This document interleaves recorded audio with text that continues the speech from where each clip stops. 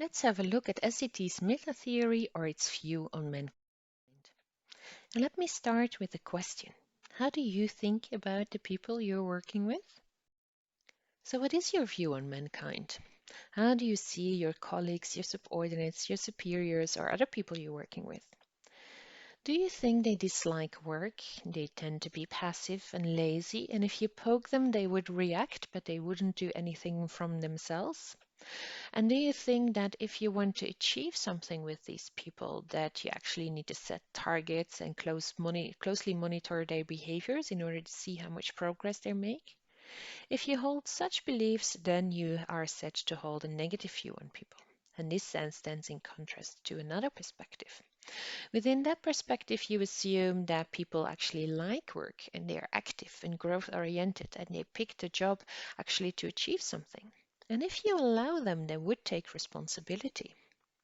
Within this view, people are also considered not mere recipients of what happens in the environment, actually also builds the environment and be in interaction with it, such as what you could do if you would send me questions or ideas about this series. If you hold such a view, you are set to hold a positive view on people. And whether or not you hold a negative or positive view on people has vast implications for how you would motivate them. If you hold a negative view on people, you would rather tend to the carrot and stick approach. And here I envisioned the positive perspective on that already with the carrots and not with the sticks. However, if you hold a positive view on people, you don't think that people need to be pulled and pushed around. You actually consider that you can have lots of energy among your colleagues, subordinates, or supervisors. And actually, the only thing that you should do is channel that type of energy.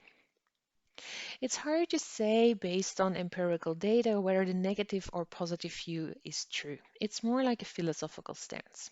What can be said, however, is what you think is what you get, because your view on mankind will determine how you will motivate people, and that will determine their behavior and the consequences thereof.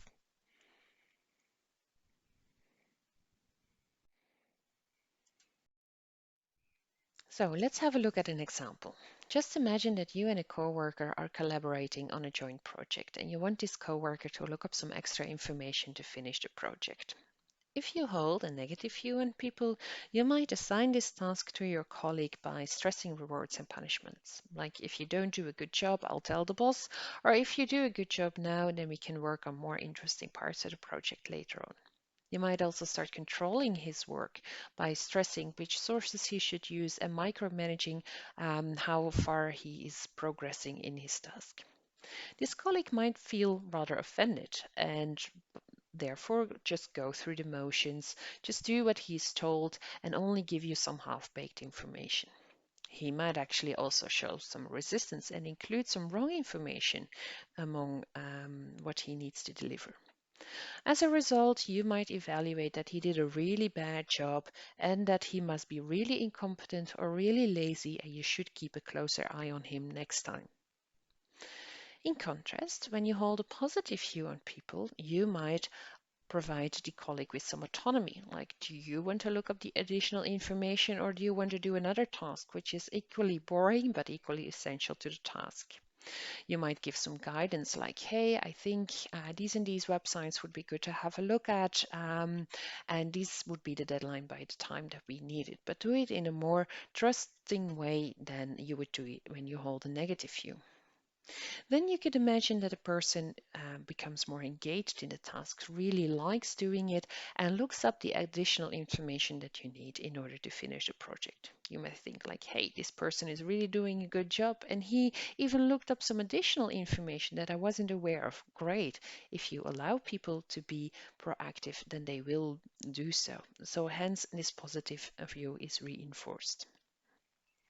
This is just an example to say that if you hold a positive or negative view on mankind, it's hard to stress like what is the best way. There's no solid data on that, but what you think is what you get.